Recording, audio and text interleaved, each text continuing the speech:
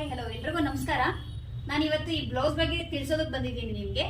ಇನ್ನು ಯಾರ್ಯಾರು ನನ್ನ ಚಾನಲ್ಗೆ ಸಬ್ಸ್ಕ್ರೈಬ್ ಆಗಿಲ್ಲ ಅಂತವ್ರು ಈ ಕೂಡಲೇ ಸಬ್ಸ್ಕ್ರೈಬ್ ಮಾಡ್ಕೊಳ್ಳಿ, ಫಾಲೋ ಮಾಡಿ, ಬೆಲ್ ಐಕನ್ನ ಕ್ಲಿಕ್ ಮಾಡಿ. ಹಾಗೆ ಈ ವಿಡಿಯೋ ಫುಲ್ ನೋಡಿ ಕೊನೆಯಲ್ಲಿ ಲೈಕ್ ಮಾಡೋದನ್ನ ಮರಿಬೇಡಿ. ಸ್ಟಾರ್ಟ್ ಮಾಡೋಣ.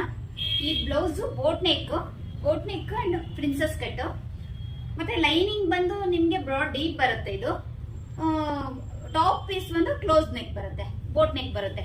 ನೋಡ್ತಾ ಇದ್ದೀರಲ್ಲ, ಇದು ಬೋಟ್ ನೆಕ್ ಇದೆ.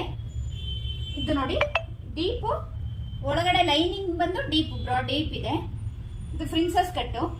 ಎಲ್ಲೂ ನೋಡಿ ಸ್ವಲ್ಪನೂ ರಿಂಕಲ್ ಇಲ್ಲ. ಇದು ಎಷ್ಟು ನೀಟಾಗಿ ಕೂತಿದೆ, ಮತ್ತೆ ತುಂಬಾ ಕಂಫರ್ಟಬಲ್ ಅನ್ಸುತ್ತೆ.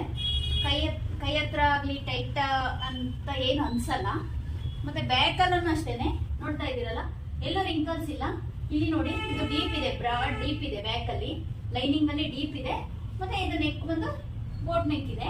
ಬ್ಯಾಕ್ ಬಟನ್ ಬರುತ್ತೆ. ಇದು ನೋಡ್ತಾ ಇದ್ದೀರಲ್ಲ, ಇದು ತುಂಬಾ ಚೆನ್ನಾಗಿ ಕೂರುತ್ತೆ. ಇದು ನೋಡಿ, ನೀವು ಒಂದ್ಸರಿ ಟ್ರೈ ಮಾಡಿ.